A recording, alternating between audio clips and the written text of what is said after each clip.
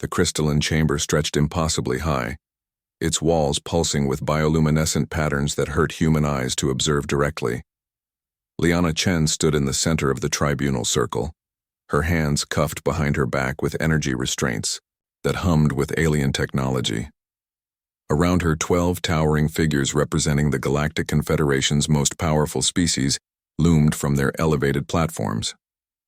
The Zephyrian High Arbitrator, a being of pure energy contained within a translucent shell, spoke first. Its voice resonated through the chamber like wind through canyon walls.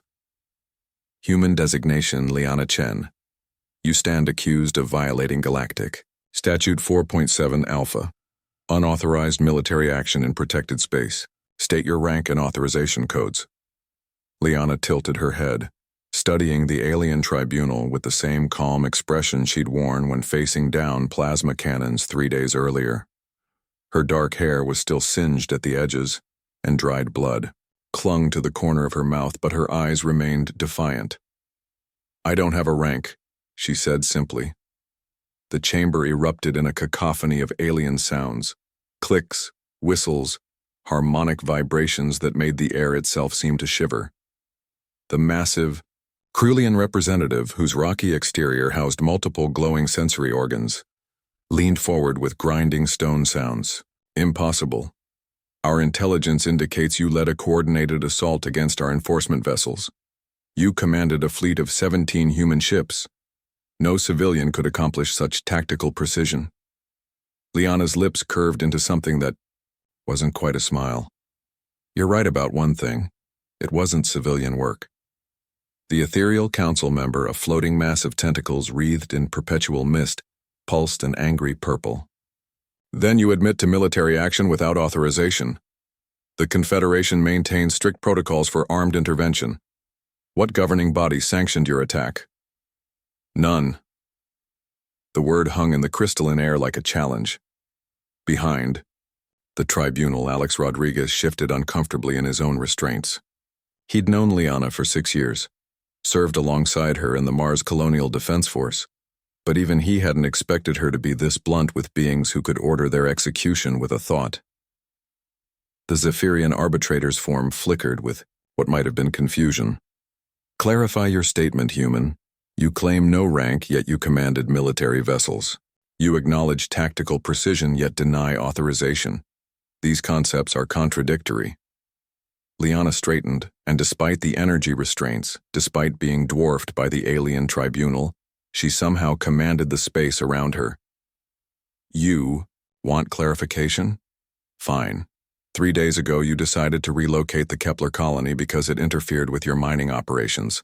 7,000 humans, including children who'd never seen Earth, were given 48 hours to abandon the only home they'd ever known.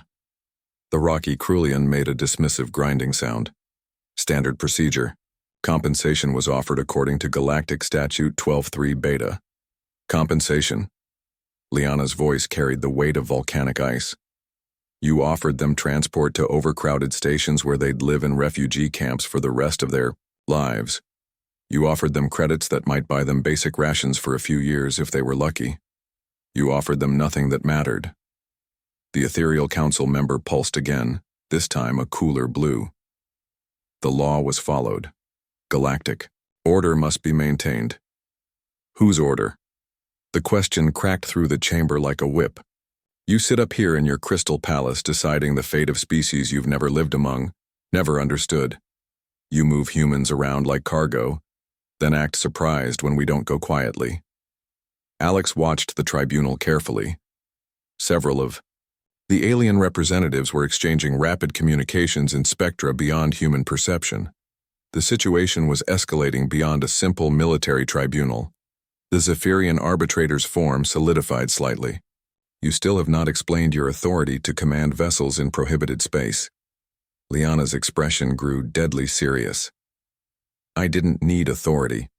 When children are threatened, when families are being torn apart, when an entire community faces destruction, humans don't wait for permission slips.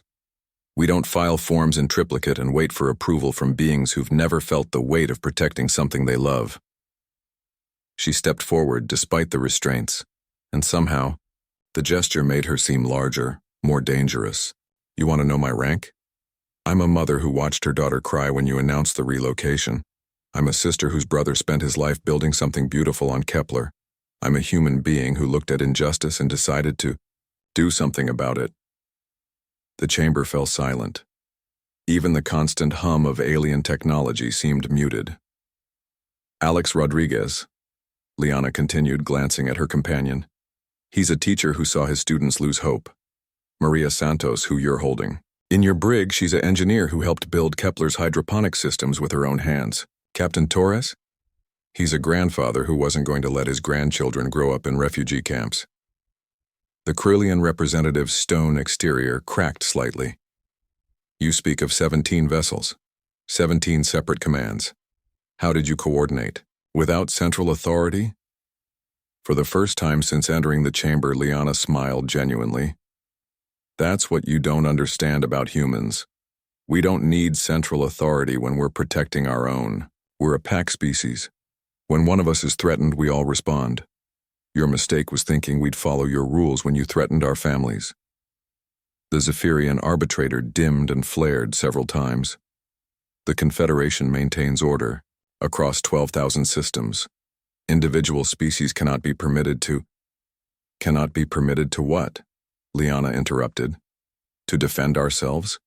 To refuse unjust relocation? To fight for our children's future?